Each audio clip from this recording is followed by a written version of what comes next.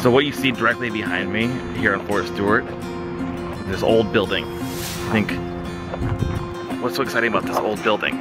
Well, this is actually the only operational gas chamber here on post. They still use this today, so let me tell you how it works. So they walk you up to this door right here, right behind me. They walk you up to this door. You go inside this room. You can see in there or not. You can see right there in the middle of the room, there's some boxes. Now those boxes, they light up the chemical gases. They march you in there with your chemical mask on your face. And once you're in there, you're breathing and let you know like, hey, you know what? My mask is actually working. Then they tell you to remove your mask. You take your mask off and all of a sudden the choking, the snot, the air out of your lungs comes out. It's actually pretty gruesome. Then they march you out the other side. It's pretty cool. I'm gonna try to turn around and take another look in there. Try to get a focus in there. We'll get through a dirty window. So it's pretty much, that's what's inside. That is the CS chamber, gas chamber, Fort Stewart, Georgia. Crazy how that old building is what they do inside there. Only one here on post.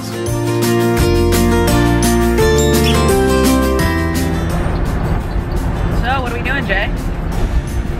Actually, we're driving around Fort Stewart, Georgia. What happens to be my first military base installation many years ago. So it's kind of fun to go back and start to put the pieces back together. I was a young kid back then. Don't remember a whole lot, but it's all starting to come back to me. Actually pretty fun. Actually right now we're heading out to the K9 section where I first became a military police K9 handler. You can go out and check that out.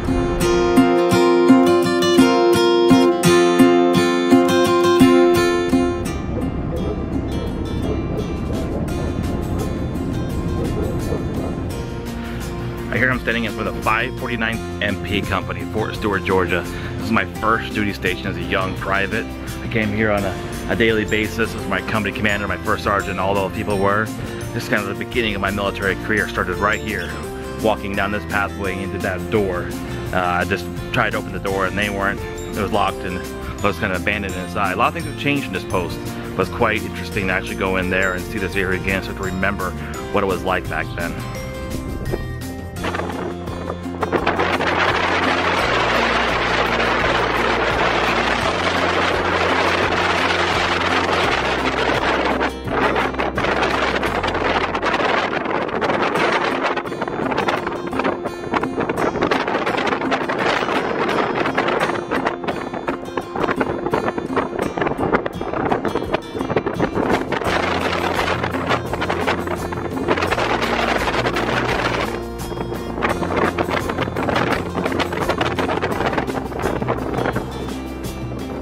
Now we're standing at the gates of Fort Stewart, Georgia, which is the home of the 3rd Infantry Division. You see right there directly behind us is you see it in there? There we go. The back right there behind us is where the general lives, works out of. And, if you know anything about military, 3rd ID was one of the first tank units into Baghdad.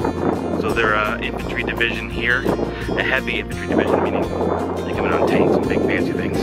But right here at the gate, we have some displayed tanks. Got a big helicopter up there on a pedestal. And this is kind of what they do. Heavy artillery. I remember these being here. Of course, when I was here, a lot of things have changed in this base since I was here. There we go. Big tank there. Big tank behind us. Smaller tanks. It's kind of like, to let people know this is what they're getting into when they come here to Fort Stewart. The Apache back up there on that pedestal. Pretty cool. One of the major advantages of being a combat veteran is shopping at the commissary.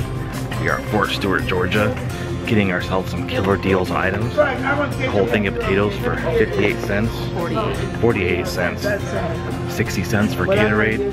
The deals keep on coming and coming. You have to love the discounts they provide for us.